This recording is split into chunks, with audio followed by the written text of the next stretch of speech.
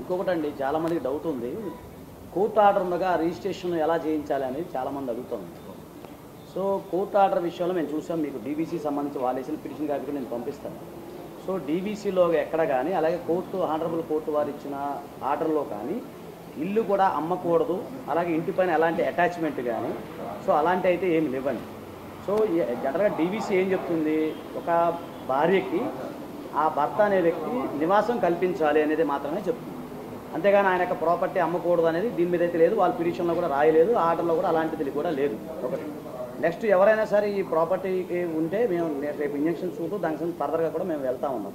Plus ఇందులో కూడా క్లియర్గా మీకు మీ దగ్గర ఉంటుంది స్వార్జితపు ఆస్తి అంటే మీకు ఒక లీగల్ జనరల్గా ఏంటంటే ఒక హిందూ పురుషుడు సంపాదించిన ఆస్తి అంటే భర్త సంపాదించిన ఆస్తి ఏదైతే ఉందో దానికి ఎవరికీ అధికారం ఉండదు. ఈవెన్ భార్య బిడ్డలు కూడా రైట్ ఉండదు. అంటే నా సెల్ఫ్ ఎక్వైర్ ప్రాపర్టీ ఏదైతే ఉందో అది నా ఇష్టం, నేను ఎవరికైనా ఇచ్చుకోవచ్చు, ఏదైనా చేసుకోవచ్చు. సో ఎవరైనా సరే ఇక్కడ భారతదేశంలో పుట్టిన హిందూ పురుషుడు ఎవరైనా సరే తన యొక్క సెల్ఫ్ ఎక్వైర్ ప్రాపర్టీ కష్టపడి సంపాదించిన ఆస్తి స్వార్జితపు ఆస్తి అంటాం మనం. సో దాన్ని ఏదైతే ఉందో ఎవరికైనా ఇచ్చుకోవచ్చు. కేవలం భార్య బిడ్డలు అనేవాళ్ళు ఎవరైతే ఉన్నారో వారేంటంటే మెయింటెనెన్స్ మాత్రమే అడిగే రైట్ మాత్రమే ఉంటుంది. సో ఇది కూడా ఏంటంటే ఇప్పుడు ఏదైతే ఆర్డర్ ఏదైతే ఉందో అది 12వ తారీఖు వాయిదా ఉన్నట్టుంది.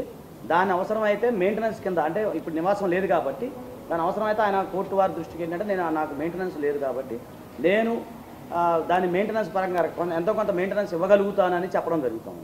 అయితే ఏంటంటే ఇప్పుడు మాకు తెలిసిన సమాచారం అంటే జనరల్గా ఏంటంటే ఆమె ఒక సీను గారు ఇచ్చిన ప్రాపర్టీ ఏదైతే ఉందో దాదాపు 6 కోట్ల రూపాయల ప్రాపర్టీలో ప్రజెంట్ నివసిస్తున్నారని తెలుస్తూ ఉంది.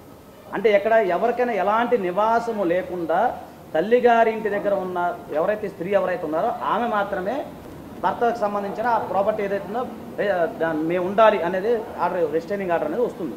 కాకపోతే ఆమెకు ఎకనామికల్గా సౌండ్ ఉన్నారు, ఆమెకు ఆల్రెడీ ఒక ఇల్లు ఉంది, అంత వెల్ ఎస్టాబ్లిష్డ్ కాబట్టి దాన్ని కూడా మేము కోర్టు వారి దృష్టికి తీసుకెళ్తే అప్పీల్ కూడా వేసి దాన్ని కూడా ఛాలెంజ్ చేయడానికి సిద్ధంగా ఉంది.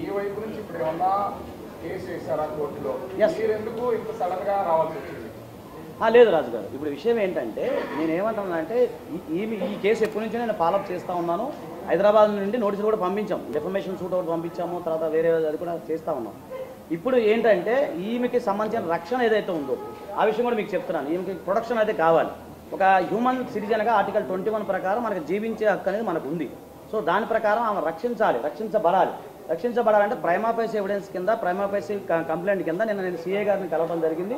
నేను కంప్లైంట్ ఇచ్చాం అంటే నేను కొంచెం 10:30 చేయడం జరిగింది. సో కొన్ని అనివార్య పరిస్థితుల వల్ల నేను తర్వాత మిమ్మల్ని కలవలేకపోయాను. అంటే మాధురి గారి ప్రాణహాని ఉందనేది దాన్ని ఎస్టాబ్లిష్ చేస్తున్నారు కాదు, ఎస్టాబ్లిష్మెంట్ అంటే అవునండి. ఇప్పుడు మీరు చూస్తున్నారు ఏంటి ఎస్టాబ్లిష్ చేయడానికి క్లియర్ గా నిన్న మీ మీడియా వాళ్ళే చూసారు కదండి. నిచ్చెనలు పెట్టి ఎక్కి నన్ను చంపడానికి వస్తే ఇంకా మీకు థ్రెట్ ఉందని ఎలా అడుగుతున్నారు? హ్యూమన్ రైట్స్ కమిషన్ కూడా వెళ్తాం మేము. ఎందుకంటే ఈమె ప్రాపర్టీ అండి ఇది, ఈమెకి సంబంధించింది లీగల్గా అన్ని క్లియర్గా ఉన్నాయి.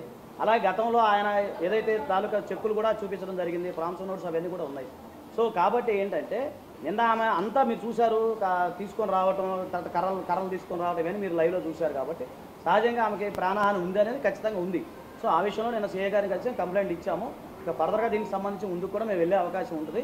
దీనికి సంబంధించి కూడా ఇంజక్షన్ సూట్ ఏదైతే ఉంది సెల్ఫ్ ఎక్వైర్ ప్రాపర్టీ కాబట్టి ఎవరు కూడా ప్రాపర్టీకి ఎంటర్ అయ్యే రైట్ లేదు, మనకు కూడా లేదు వితౌట్ పర్మిషన్. సో దానిపైన కూడా మేము లీగల్గా వెళ్ళే అవకాశం ఉంటుంది. అలాగే మహిళా కమిషన్, నేషనల్ మహిళా కమిషన్లో కూడా దీనికి సంబంధించి మేము ఫిర్యాదు చేస్తూ ఉన్నాం. అలాగే ఏంటంటే ఇప్పుడు మీకు క్లారిటీ ఇస్తాను. ఏంటంటే భార్యాభర్తల మీద వ్యవహారం ఏదైనా ఉంటే అది అక్కడ కోర్టులో తెలుసుకోవాలి. డొమెస్టిక్ వైలెన్స్ అనేది ఉంది, సరే డైవర్స్ అనేవి పెండింగ్ ఉన్నట్టున్నాయి, అవి వాళ్ళు చూసుకుంటారు తప్ప ప్రాపర్టీకి సంబంధించి దీనిపైన ఎలాంటి అటాచ్మెంట్ అనేది లేదు. కోర్టు వారికి సంబంధించిన ఎలాంటి ఆర్డర్స్ అయితే దీనిపైన లేవు. కాబట్టి అలాగే మేము గతం నుంచి ఏదైతే ప్రాపర్టీ ఆయన బాకీ ఉన్నారు కాబట్టి అది అడగడం జరిగింది. ఒకవేళ ఆయన ఇవ్వకపోయినా కోర్టు నుంచి అటాచ్మెంట్ తెచ్చుకుంటాం మేము. అలాగే ఆ ప్రాపర్టీ రికవర్ చేసి